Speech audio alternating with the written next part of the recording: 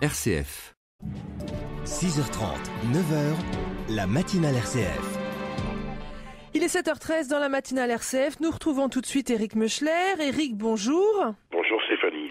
La France va donc augmenter l'importation d'huile de palme. Dédiée au raffinage de pétrole brut jusqu'en 2015, l'usine Total de la Mède, près de Marseille, a été depuis convertie en unité de production de biocarburant à partir de biodiesel pour devenir l'une des plus grandes bioraffineries d'Europe. À l'origine, il était question de traiter 650 000 tonnes par an d'huile végétale usée pour produire du biocarburant. Mercredi dernier, Nicolas Hulot, ministre de la Transition écologique et solidaire, a autorisé par l'intermédiaire du préfet des Bouches-du-Rhône le groupe Total à exploiter cette unité.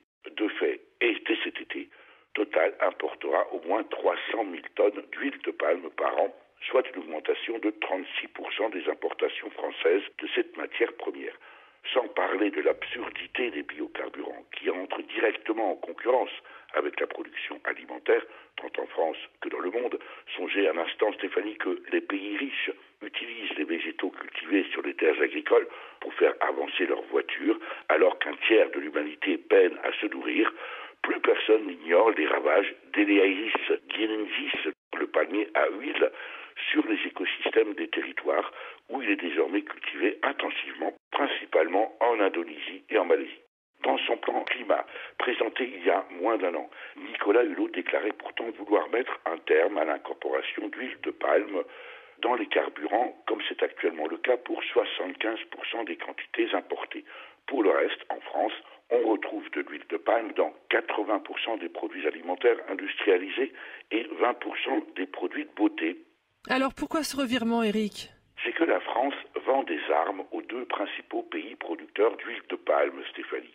Si leurs exportations vers la raffinerie Total de la Mède devaient être enrayées au nom de la sauvegarde de la biodiversité, c'est la commande de 18 avions Rafale que la Malaisie menace d'annuler. Certes, on ne peut pas tout obtenir du jour au lendemain, se défend le ministre, visiblement à court d'arguments.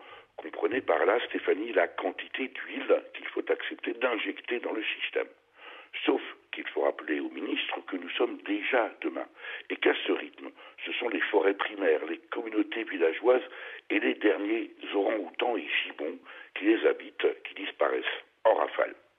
Si Nicolas Hulot veut conserver son crédit auprès de l'opinion publique et continuer à mettre en œuvre et son énergie au profit de la biodiversité, il devient urgent pour lui de cesser d'apparaître comme la caution d'un gouvernement qui ne manifeste visiblement aucun intérêt pour les enjeux écologiques et de claquer la porte, si possible, avec fracas.